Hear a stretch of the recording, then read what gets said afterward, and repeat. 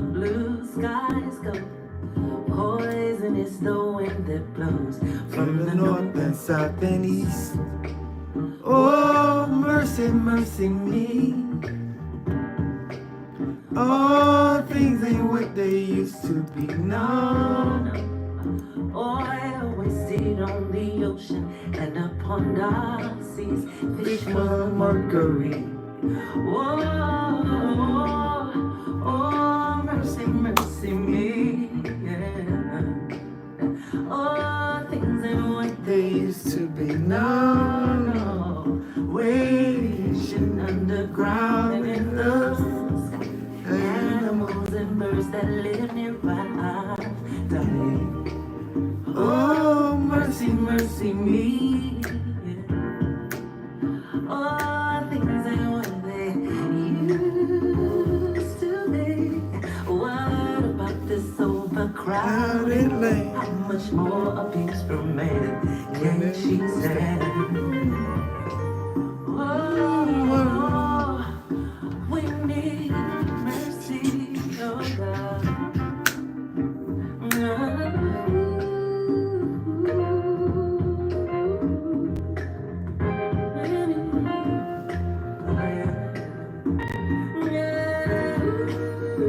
We need mercy now more urgently.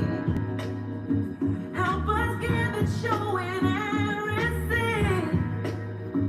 There's no battle that you cannot win. 'Cause you are the great I am. Let mercy heal the painful cry of every mother who has sons to die. Lord, have mercy on our souls today.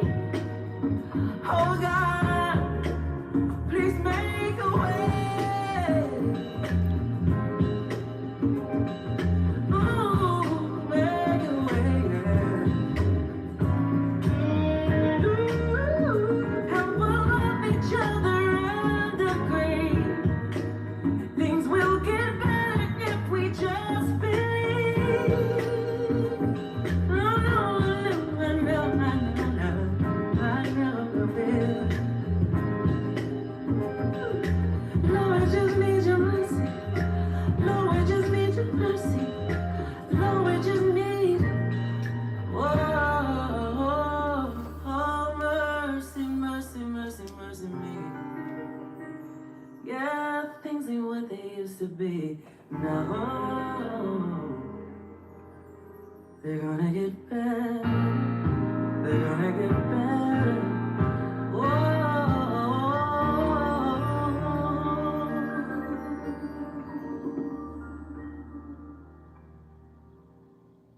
Good morning, good morning, good morning. Happy Sabbath day, happy Sabbath day. This is the day that the Most High have made. So let us be glad and rejoice in it this morning. I hope everyone is doing well this morning. I hope the Most High have really, truly blessed you over and abundantly with love, kindness, and joy. I hope the Most High have really, truly blessed you and your offspring with wisdom and knowledge and understanding of His word. I hope the Most High really, truly have blessed you over and abundantly with love, kindness, and peace. I really, truly hope He has blessed you over and abundantly. I hope your week has been a great week. I hope the Most High really, truly blessed you over in your offspring with wisdom and knowledge and understanding of His word. As for my week has been a pretty good week. I can't complain, and I won't complain, because the Most High has really blessed me, and He has really been taking care of me. So I won't complain. I'm trying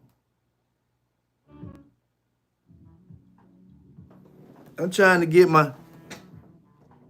get some music in the background while I get ready to teach the word. But yeah, my week has been a good week. I can't complain too much. Trying to get Wow, the same song that I was playing is the same song playing now. Wow. Oh wow. But yeah, I'm not gonna complain because it's some people in a worse condition than I'm in. It's people in worse condition than I'm in, so I'm not gonna be really complaining too much about anything going on. I'm just gonna I'm getting Most High all praises and glory, because we could be in a worse situation. We could be like in Gaza. We could be like over in some parts of Africa. We could be in some countries like in South America where we're struggling a little bit. So no, I'm not going to complain about my conditions. I'm just gonna be grateful for what I'm in. You know what I mean? And just be happy about it. But if we could turn to the book of Exodus, chapter 20, verses 1 through 17. This is something I do every Sabbath. I read Exodus chapter 20. I give us a prayer, play us some music, and then I get started on teaching the word. Okay? And if you can, like, subscribe, and share. If you don't mind, like, subscribe, and share.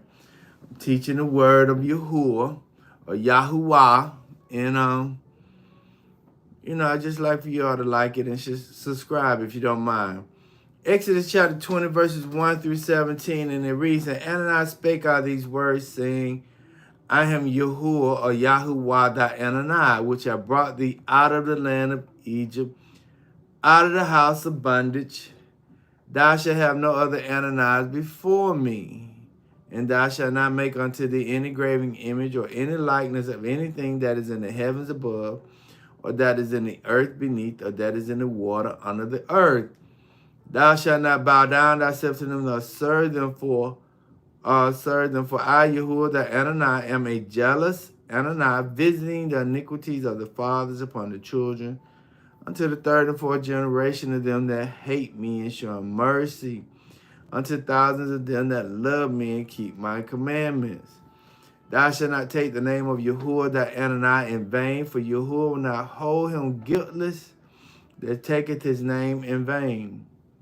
Remember the Sabbath day to keep it holy. 6 days shalt thou labor and do all thy works, but the seventh day is the Sabbath of Yahuwah thy Ananias.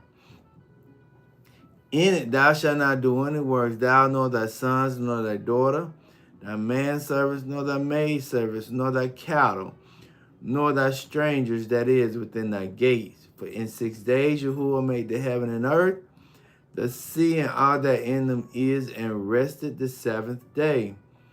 Wherefore, if Yahuwah blessed the Sabbath day and hallowed it, it says, Honor thy father and thy mother, that thy days be long upon the land which Yahuwah thy Ananias giveth thee. Thou shalt not kill, thou shalt not commit adultery, thou shalt not steal, thou shalt not bear false witness against thy neighbors, and thou shalt not covet thy neighbor's house, thou shalt not covet thy neighbor's wife, nor his manservant, nor his maidservant, nor his ox, nor his ass, nor anything that is thy neighbor's. So let us pray this morning.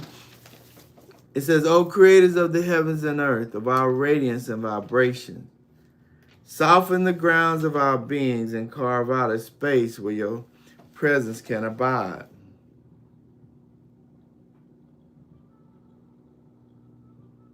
Fill us with your creativity so we may be empowered to bear fruit of our missions. Let each of our actions bear fruits in accordance with our desires within your purpose for our life. Bestow us with the wisdom of produce and share where each being needs to grow and flourish. Untie the tangled thread of destiny that binds us as we release others from the entanglement of past mistakes.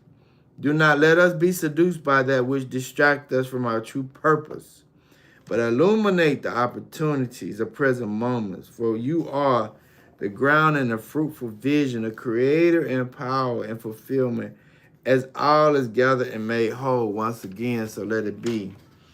Like I said, good morning, good morning, good morning. Happy Sabbath day, happy Sabbath day. This is the day that the Most High have made. So let us be glad and rejoice in it this morning. If you can, turn to Isaiah chapter 48. Isaiah chapter 48 this morning. And we'll be going from verses 12 through 20. Verses 12 through 20 this morning. Okay?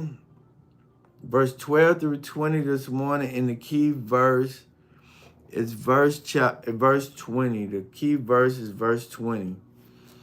Okay? And it reads, it says, "Go ye forth of Babylon, flee ye from Chaldeans, with a voice of singing. Declare ye, tell this, utter it even to the ends of the earth. Say ye, Yahuwah has redeemed his servant Jacob. Yahuwah has redeemed his servant Jacob." I hope everybody's doing well this morning. Okay, if I may give a title of the teachings this morning, the titles of the teachings this morning is, "It is time to go. Prepare yourself and your offsprings." Prepare yourself and your offsprings. If I may give the two words today. The two words today is they're both 16th century words. The word flee. Flee means to run with rapidity, as from danger. Listen to that. As from danger. To attempt to escape. To hasten from danger or expect evil. Take flight. Fly from, avoid, escape, to run away. That's what the word flee means. Okay?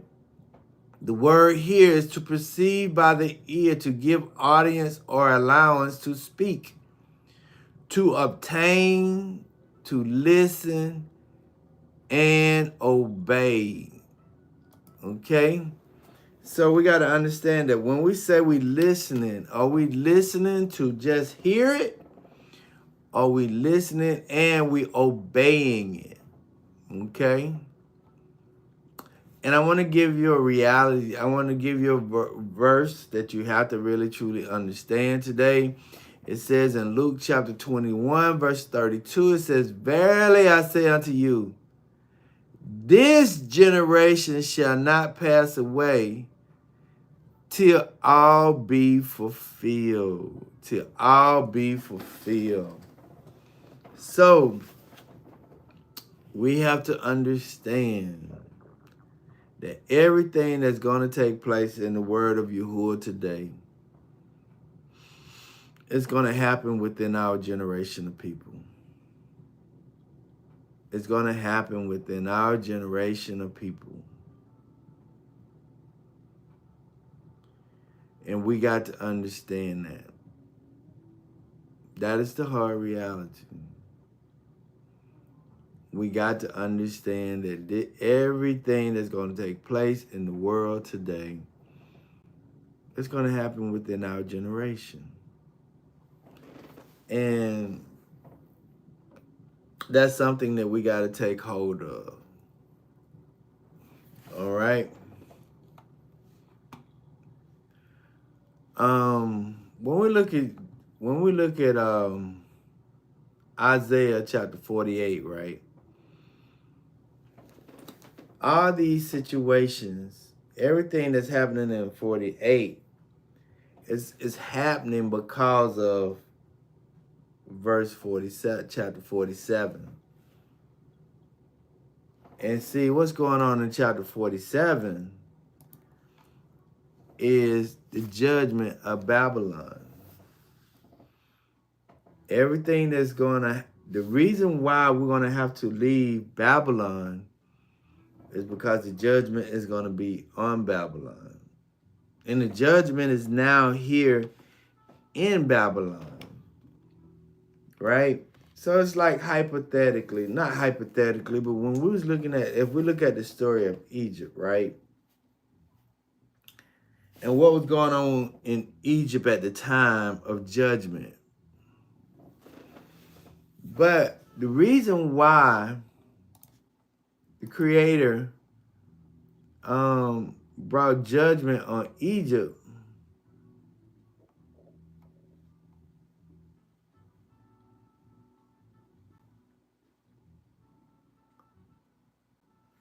what was the reason why things was done in Egypt is because the reason why the children of Israel was left taken out of Egypt is because the children of Israel was crying out.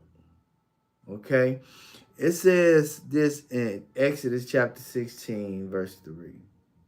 It says, "Go and gather the elders of Israel together and say unto them, Yahuwah Anani of your fathers, the Anani of Abraham, of Isaac, and of Jacob, appeared unto me, saying, I have surely visited you and seen that which is done to you in Egypt." See, a lot of the times, people, the powers that are in charge, the people that's in charge, may or may not think that the people that they are oppressing is crying out to a higher power, to the Most High. Just like the Egyptians really didn't understand why everything was going on, why Moses was sent to Pharaoh, why all these things was taking place. Pharaoh didn't understand why that was happening. Pharaoh was just being Pharaoh, okay? But Moses understood why he was sent to Pharaoh. Only thing is, I don't think that the children of Israel understood why Moses was there. Even though they was crying out, let me find that verse. Even though they was crying out, I don't even know. I don't know.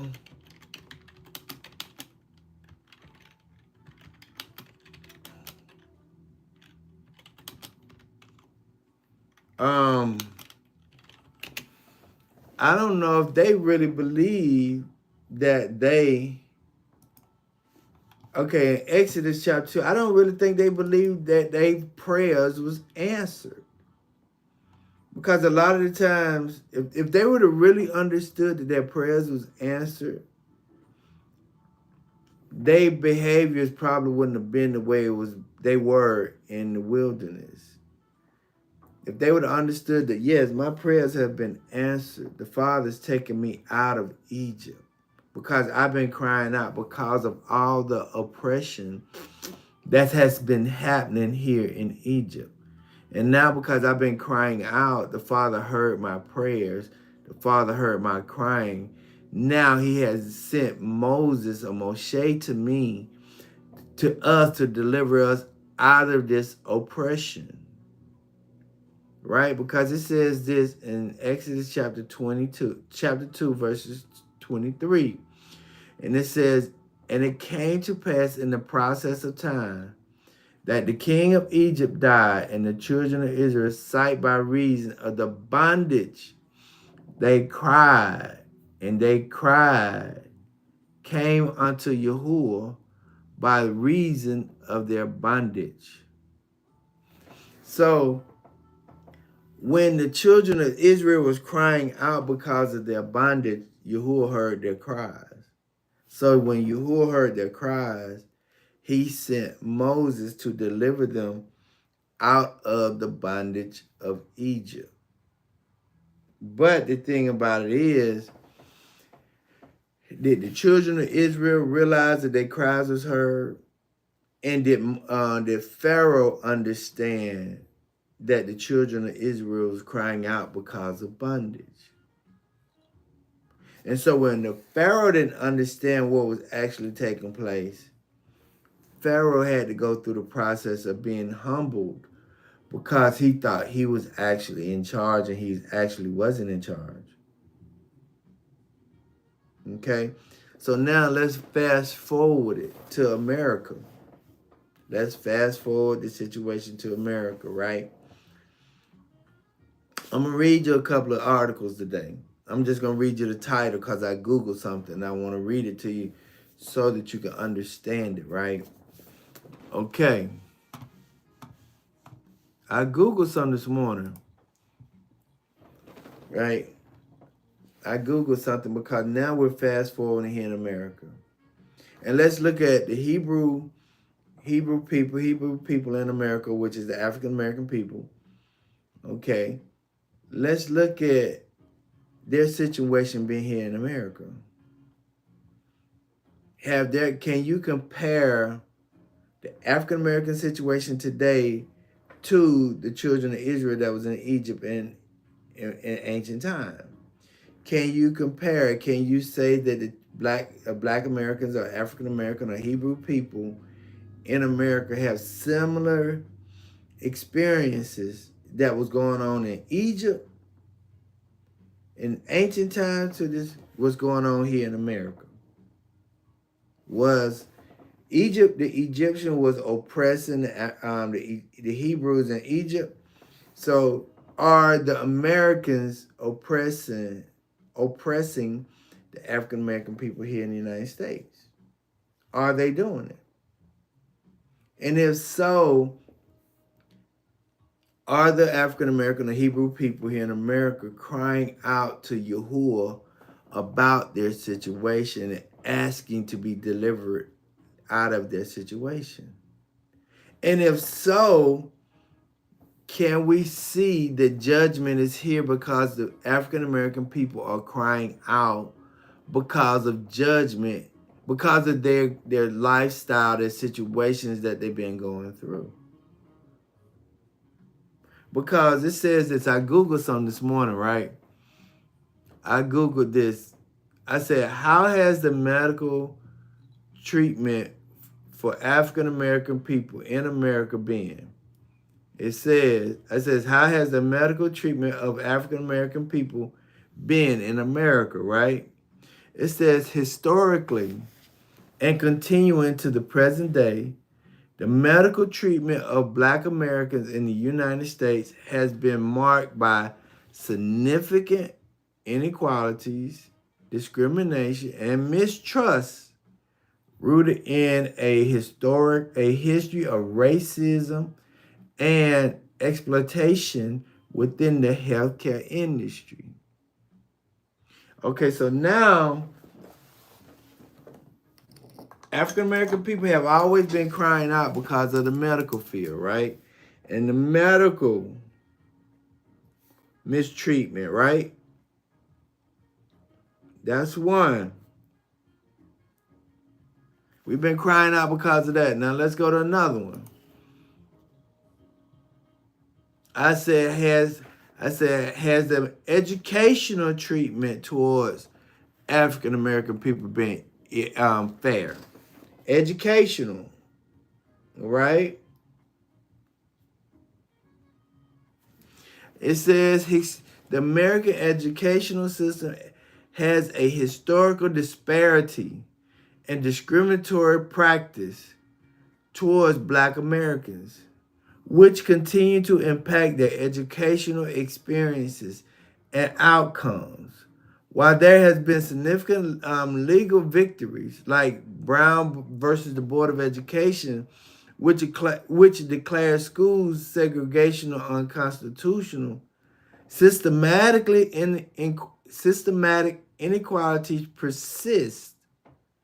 These include disproportionate disciplinary actions, underrepresentation in advanced course, and challenges in colleges. So now we understand that not just in the medical industry that we've been having issues, we've been having it in the educational field, right? So now let us go to another one. Okay? We got the educational, we got the medical. Now let us go to the finances. Financial.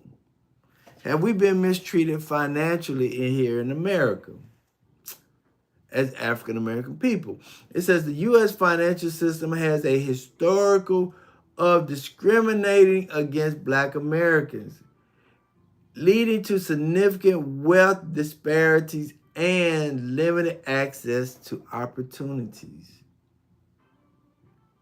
Okay, now let me deal with this for just a second, right? It says slavery and post-emancipation discrimination. The financial system was established when slavery was legal, and after emancipation, Black Americans faced systematic discrimination, deliberately excluded from banking for centuries. Redlining, exclusion from governmental programs like the GI Bill, okay? And then the lack of bank accessing.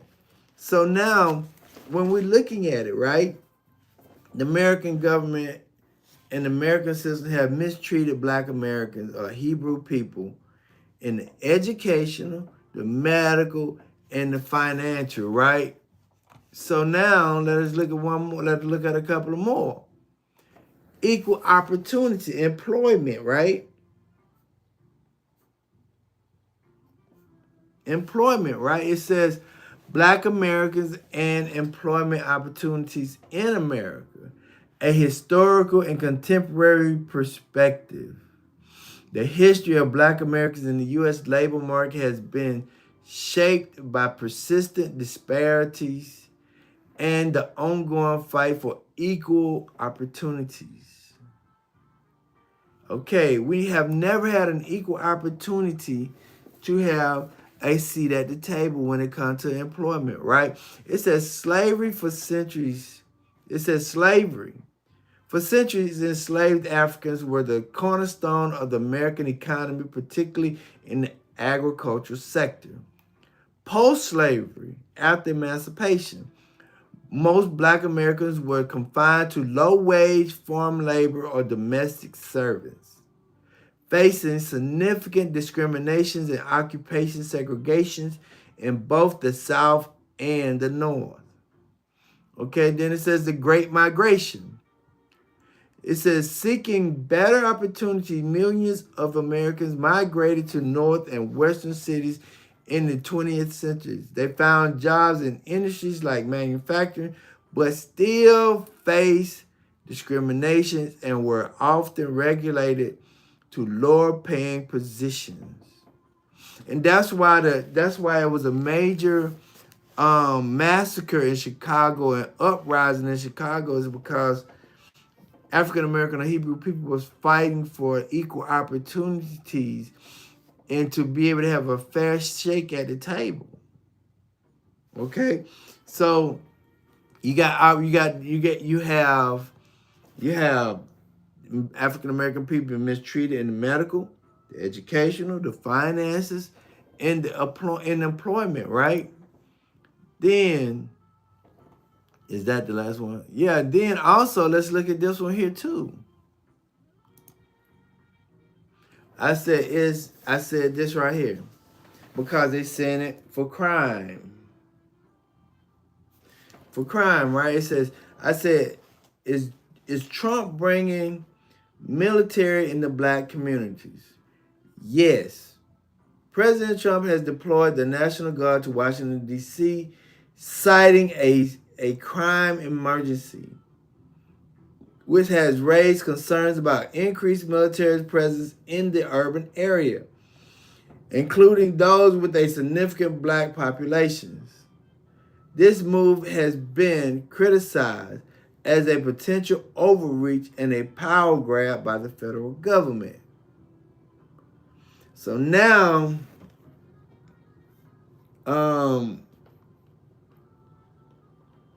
now the government is invading the communities. Okay, then I did Google another one. I said Trump sent U.S. soldiers to D.C. and many other cities within the United States. President Trump has, and this is on DuckDuckGo, It says President Trump has deployed National Guard troops to Washington, D.C., citing a need to address crime, and has indicated plans to potentially extend similar military interventions to other cities like Chicago, New York, and Baltimore. However, legal restrictions limit his abilities to do so outside of D.C., where he has more direct control over the National Guard and local police. Okay? So now, when we're looking at this, I got the last one. Then we'll get started because I'm trying to paint a picture for you. Okay? I'm painting a picture for you. I said, can Trump send military troops to Chicago and other cities within the U.S.? Trump does not have the legal authority to send military troops to Chicago or other cities within the corporation of the state of governors. Corporation. Okay, it says, but his ability to deploy the National Guard is limited outside of D.C., where he has more control. But he would have to sign executive orders and he would have to declare a national emergency in order to be able to send other troops, military troops outside of the United States, outside of Washington, D.C. Okay? So now, when we go back, right, and look at what was going on in Egypt, the children of Israel was put in bondage, and they was made to do hard labor in Egypt. They was made to build in Egypt. They was able to try to beautify Egypt, right? But what made Most High send Moses to Egypt is because he heard their cries. So when Moses was going to Egypt, Pharaoh didn't understand what was actually going on. He didn't understand that the children of Israel was crying out because of their oppression. So when Moses arrived, Pharaoh really didn't understand why he was even here. He really didn't even understand when Moses said, let my people go so that we can go to the wilderness and pray for 3 days. Because Pharaoh thought he was in charge of the world at the time. Pharaoh thought that he was in charge of the world at the time. So when Moshe went to Pharaoh, it was totally probably discombobulating Pharaoh because, like, who is this peasant? You ain't in charge of the children of Israel. They're in my possession right now. They're in my possession. They're doing what I asked them to do. So now let us look into America. America been oppressing the children of Israel or Hebrew people for over 400 years. They've been oppressing them through the medical, the financial, the educational, and employment. And they made their communities full of crime by bringing drugs into their communities. So now, how can and also have the children of Israel that's in America, have they been crying out to the Most High for deliverance? And if so, have the Most High heard it? Yes, he has. Just like he heard it in Egypt, he heard it during the present time. So now when we start to look at Isaiah chapter 47, it's talking about what the Most High plan on doing to Babylon, which is America, or the G7 nations, because of what they have been doing to the children of Israel. And see, what the Most High showed me this morning, he said, the only way that I can restore my people is I got to remove my people. I can't restore my people in the same land that they've been oppressed in. I got to remove them out of Egypt, take them to the wilderness, so that I can take them to the promised land of Canaan. So now what the Most High is doing with us, he's got to remove us from the United States and take us to a place where he can deal with us in the wilderness. And then once he deals with us in the wilderness, he can take us to the promised land. And see, the wilderness, it's in Exodus chapter 12. Chapter 12, verse 14.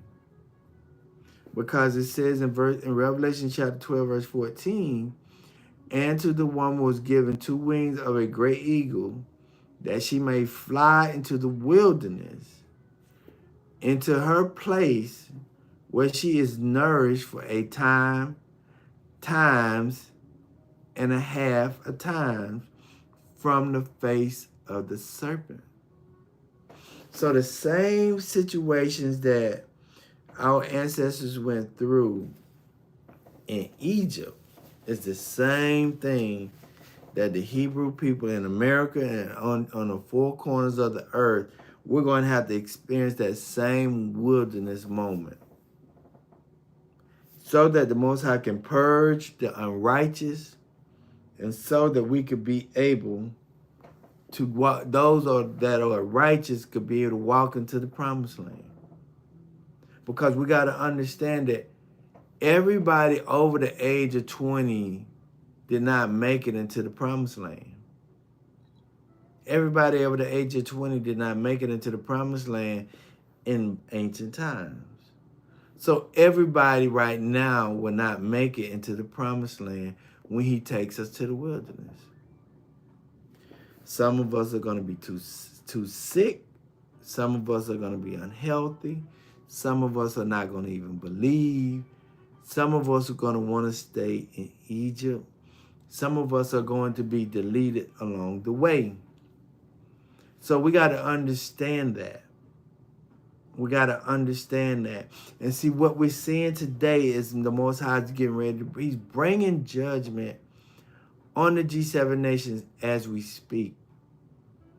He's bringing judgment on the G7 nations now as we speak, so that he could be able to deliver us and force us out of the United States. Because you got to understand, Pharaoh voluntarily let the children of Israel leave Egypt, but it was only because of the death of his son. But then Pharaoh turned around and started to go after the children of Israel and bring them back into Egypt. But that's when the main judgment hit Egypt. And see, that's something we got to look at and understand and think about. Because the Most High is getting ready, he's doing wonders right now here in the earth. But are we really prepared for it? Are we paying attention to it? Are we doing what he has called us to do? Because it says this in Isaiah chapter 47, right? And I'm finna get ready to get started.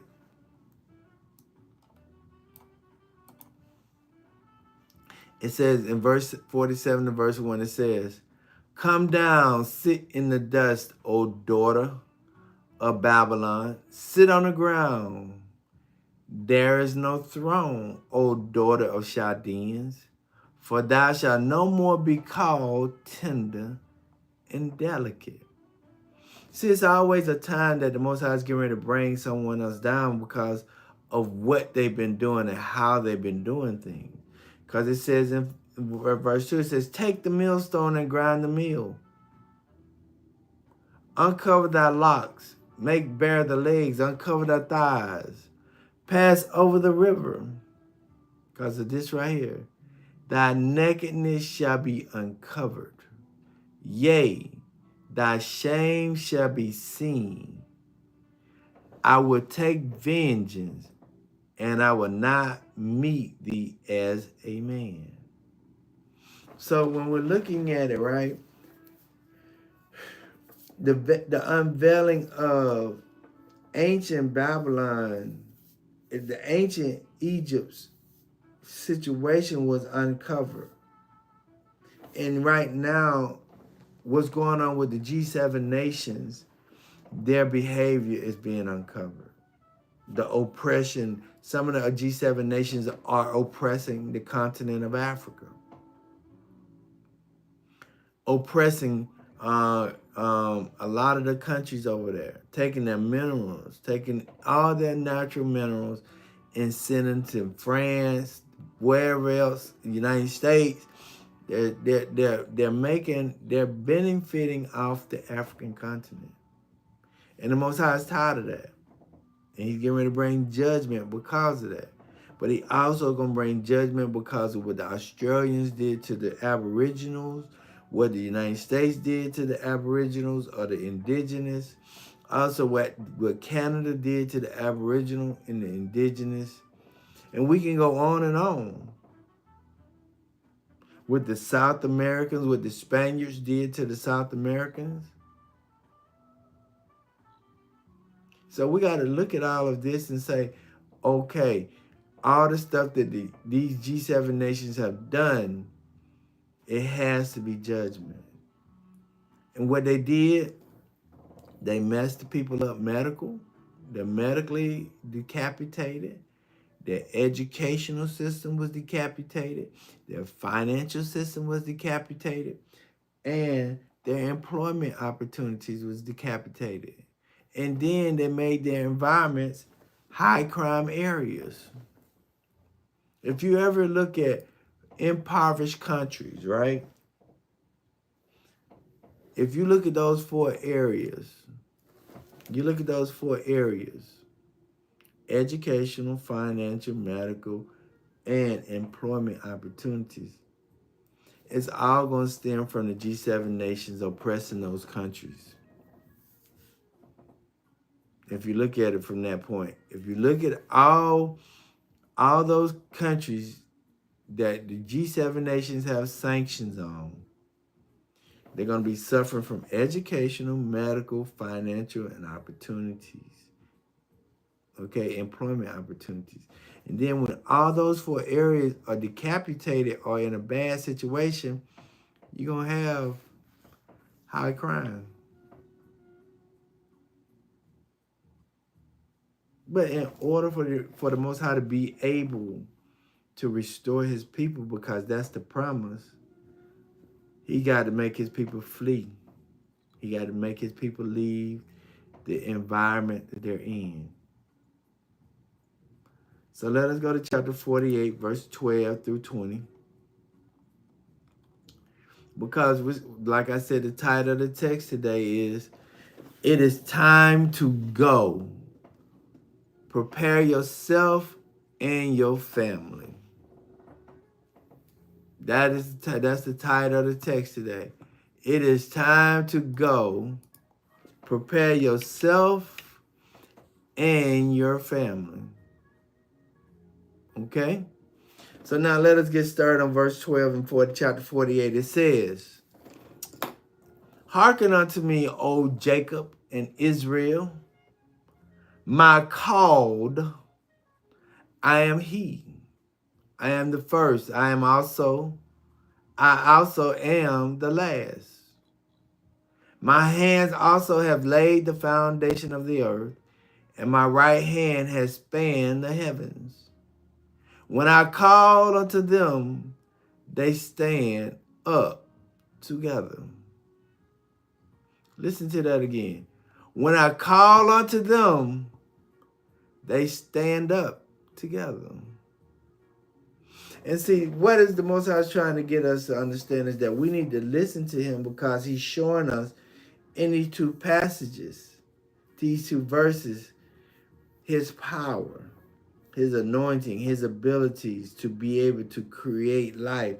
That's why Genesis chapter 1 is so vital for us to understand the power of Yahuwah. And if we don't understand or comprehend chapter 1 in Genesis, we're going to misunderstand the power that Yahuwah has and the abilities to be able to create life, to be able to create everything that exists today. Without Yahuwah, we will not have a house. Without Yahuwah, we will not have clothes. Without Yahuwah, we will not have cars.